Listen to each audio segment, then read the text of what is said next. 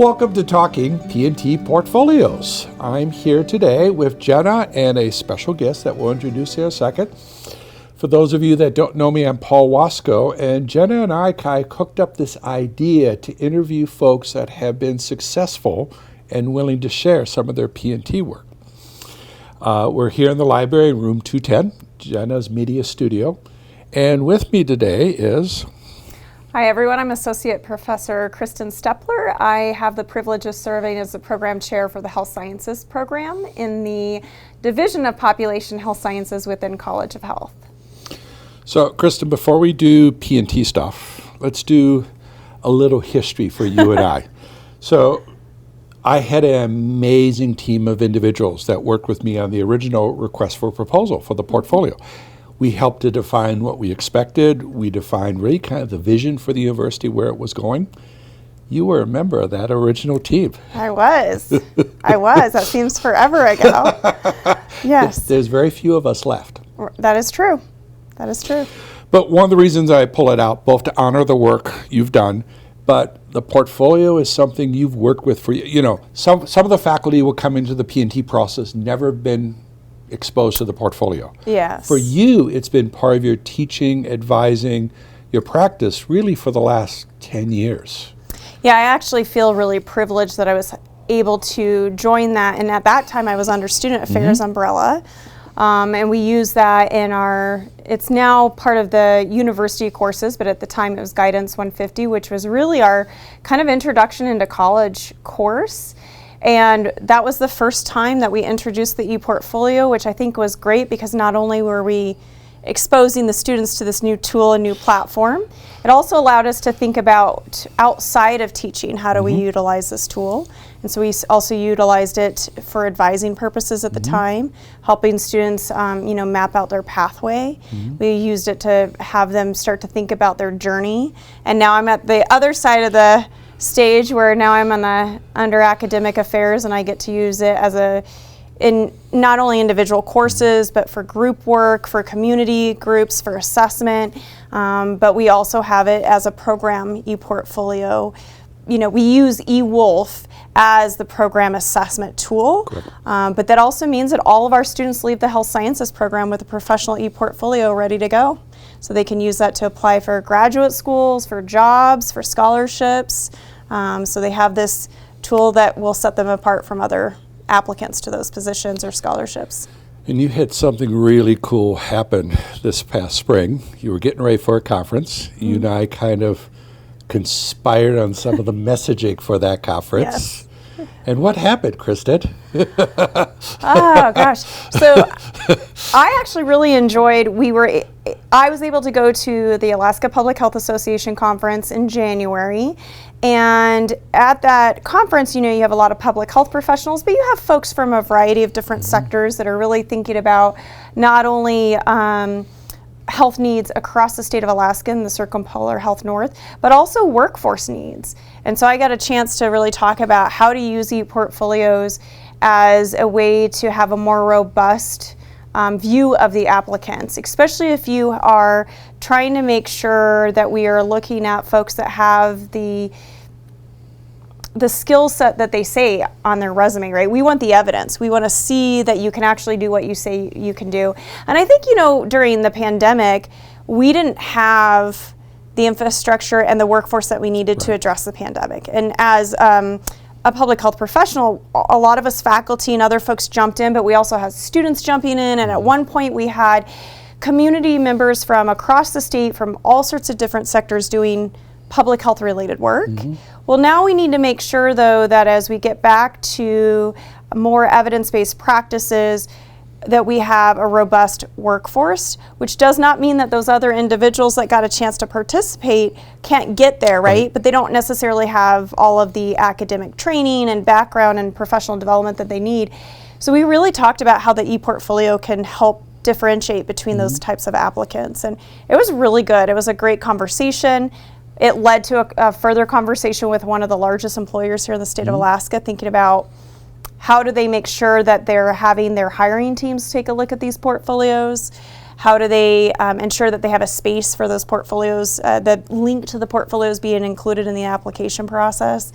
Yeah, so it's been an ongoing conversation. I feel like I can never separate from the amazing things that we can do with ePortfolios. Well, I just wanted to honor the work and also say thank you. Oh, thank you. So we're here for P&T, and here's why Kristin's getting interviewed for P&T.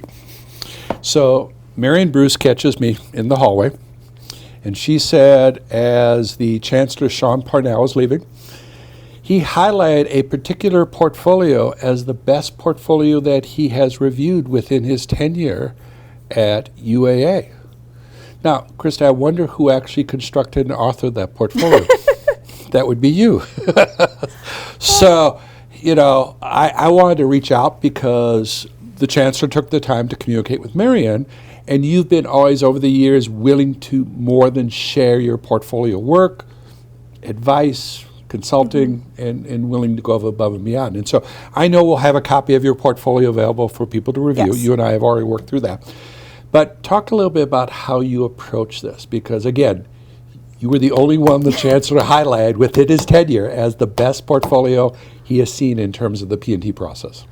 I mean, I definitely want to acknowledge that I have been working, as you said, since we brought Digication into UA as one of our tools.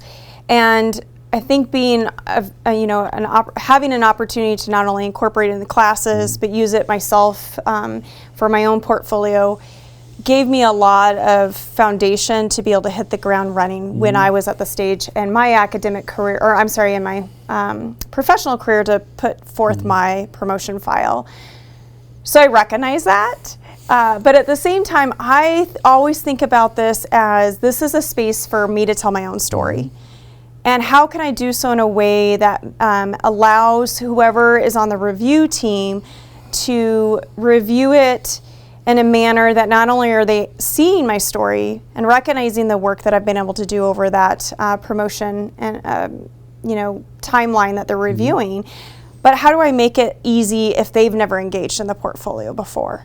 And I think that's what's really important. Is think about if you were in a student's shoes, right? And this is the first time that they've ever used the portfolio. How would you help them compile all of their works together? And that's exactly the take that I took on this. So I even redesigned some of the template that was, which is fine. Yeah. The template simply, as you and I work with our students, the template's a starting point. Yes. Not a finishing point necessarily. Yeah. And I think it also, I like that actually. I like that flexibility that we have to kind of make it to what works for us. So once you identify, I think the first thing is get all of your materials together first. And that's what I did. I gathered all of the materials that I needed. I put them in a folder. I organized them that way. In fact, some things I worked outside of the ePortfolio on first. So a good example of this is all of your workloads that you have. You have to have those for those review years together. So I took all of those and compiled them into like one PDF, for example, so with multiple pages. So I did all of that outside of the ePortfolio first. And then I went in and I thought about like, how do I want this organized? And the template's a great starting point, but for me, I thought, okay, well, I could actually merge some of these things together or move this around or maybe just change some titles of the different sections of the ePortfolio. And so then the next phase was uploading everything. And my advice to everyone is don't worry about design at this stage, right? Get everything in there. Don't be shy to ask for help on how do you upload stuff, especially, if you're uploading things and it's not coming through right. We're all here to learn together. So being patient, which also means don't leave it to the last minute though.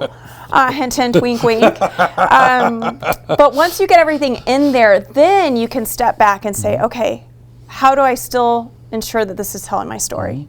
And that's where you start to really have fun with it. And I think that's what a lot of us miss out on. I know the first time I started to think about this, I was a little overwhelmed. I was anxious because I'm focused on, oh my gosh, this is going to be looked at under the microscope. This is my promotion file. But when I kind of shook that off and be like, no, this is a story. I'm telling a story.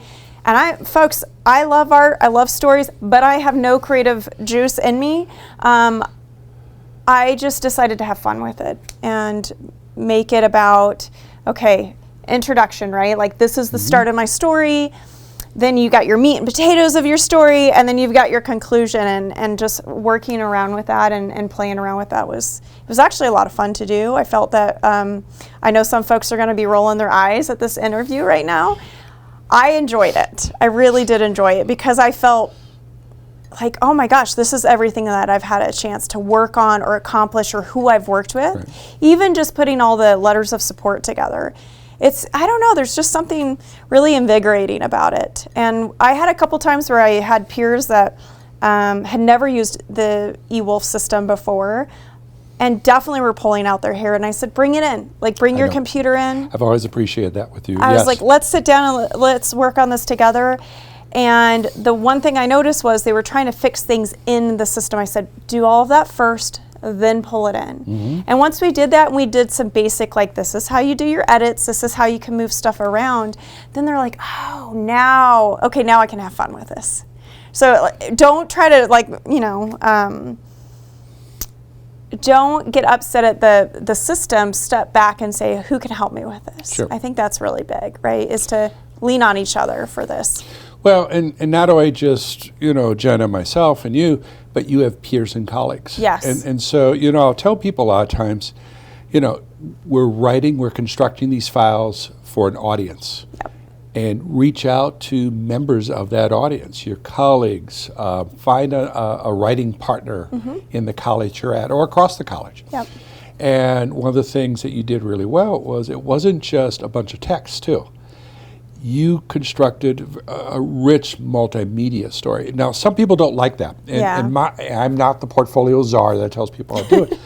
But I will remind people as we tell stories, we live in a multimedia world, and finding ways to incorporate all these different elements also adds a little sense of ownership into it. It's when you start seeing, in your case, because I also wrote a recommendation letter that I was proud to do, but it was fun to have you scanned in thank you notes from students and some of your certificates and everything else.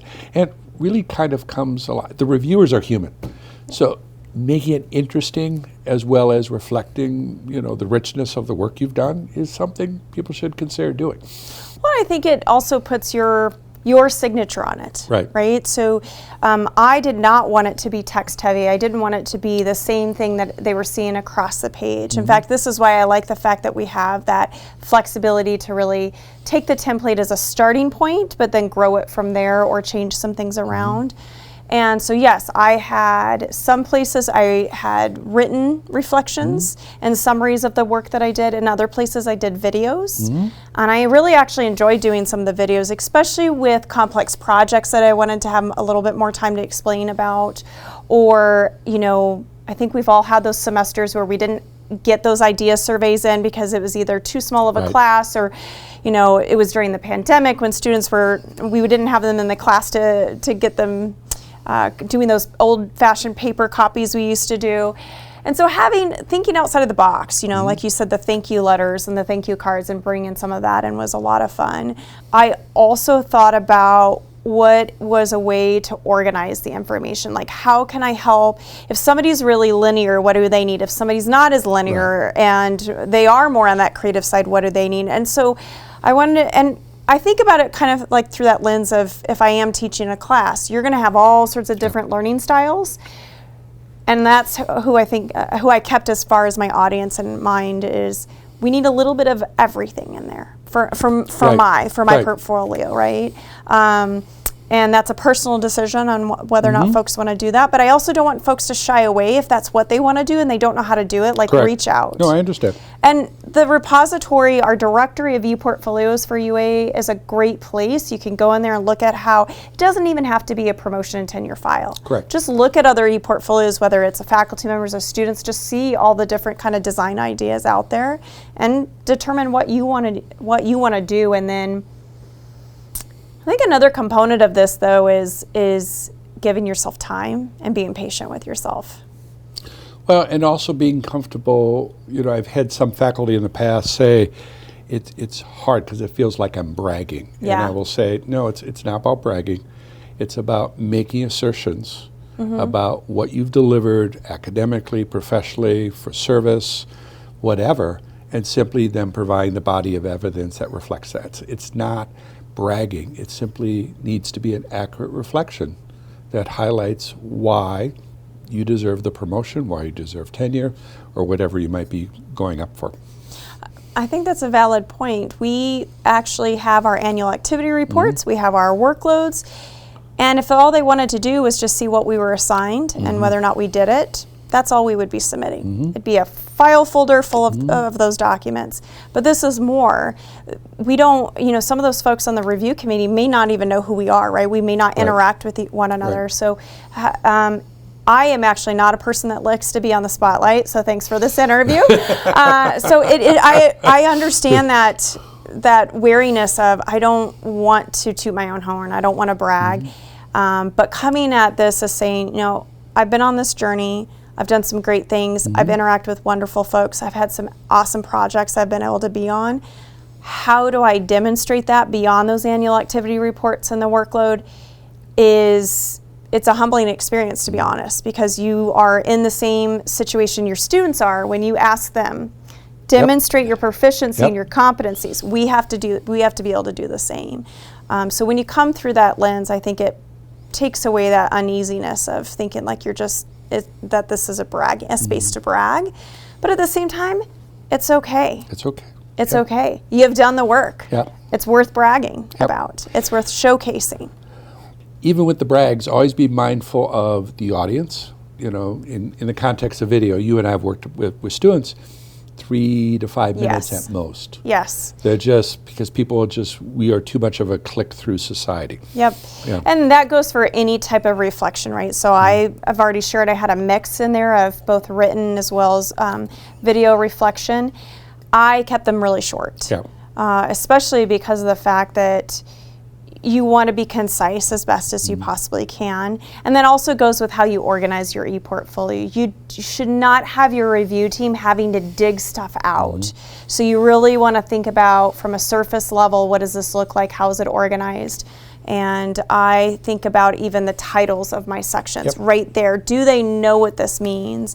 So it helps the reviewer, especially if you have new folks, first time ever being on the review committee. I even did an introduction or a welcome video in my ePortfolio that was, I think, less than 2 minutes or right around that, which was just how do you navigate my P&T file, recognizing that everyone builds their P&T files differently.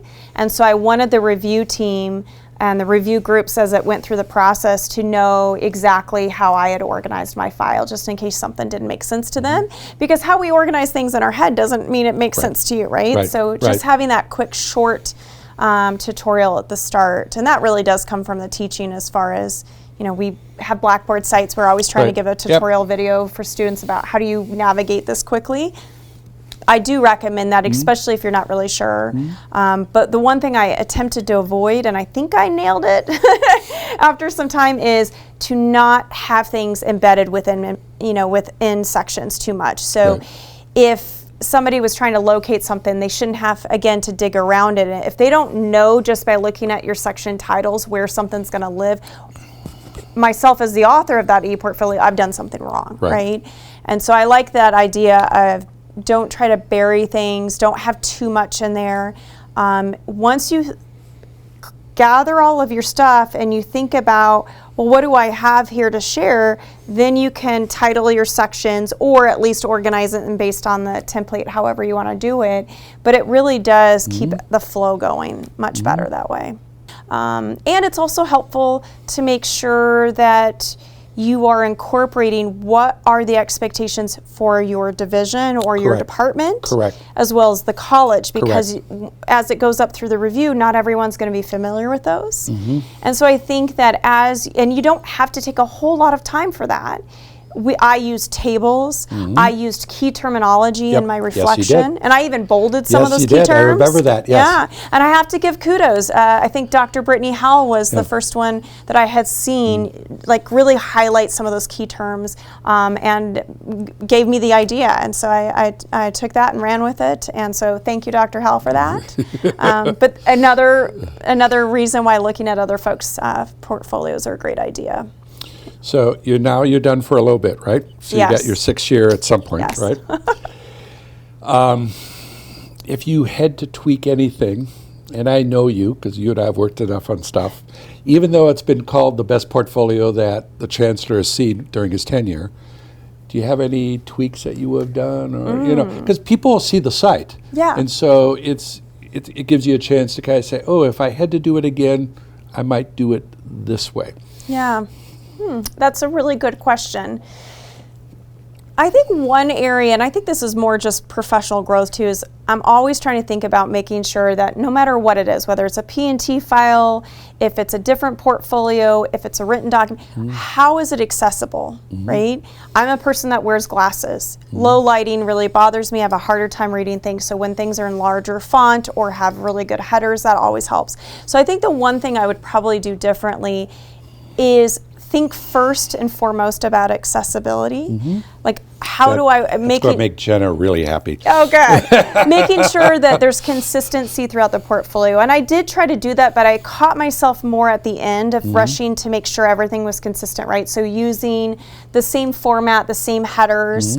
I think that would be one thing I would change, is doing that at the start. And I always like to tell my students, stick to, I kind of call it the promise of 3, right? So no more than 3 colors, no more than 3 fonts, no more, the 3s, the rule of 3s. And I don't know if that's a real thing, folks. It's just what I made up for my class. But that is one thing I would go back through, because it might even clean some things up further. I know there was one section I felt was a little heavy, and I think that was my service section, because there was a lot of things that had happened. You've done also a ton of stuff. There was a ton of stuff in there, but it's always like, how do we not overwhelm the reviewers, right? How do we provide evidence of all of the great work that we've done, but how do we also make it succinct, right? And I think that the accessibility is a part of that, because it makes it more organized and easier to follow along and read and find what you need. But also think about highlighting. So instead of telling the entire story where it becomes too lengthy, what are the key things, those key takeaways that you want the reviewers to have? So I think there's a few areas that I could have still cleaned that up a bit more and been a little bit more polished in. Yeah. Knowing who you are, I know if folks have looked at this and say, man, I wish I could pick Kristin's brain, that's not going to be an issue for you. No. No. No. I'm always happy to help. So you can find her in the directory, Yes. or she's over in I'm in the PSB. Professional Studies building, yes. Yep, 2nd floor. Feel free to stop by and see me or email me. I'm always happy. As Paul said, I've been working with ePortfolios for quite some time, so most of the design elements I also have down, and I find like most faculty are okay with the content, like finding the content. Right. It's more the design elements and some basic edits and how do you format things. Remembering too that we don't want unused space. We don't want folks to feel like, oh, well, this page is done, and then move on and not realize that there's another section at the bottom. Right.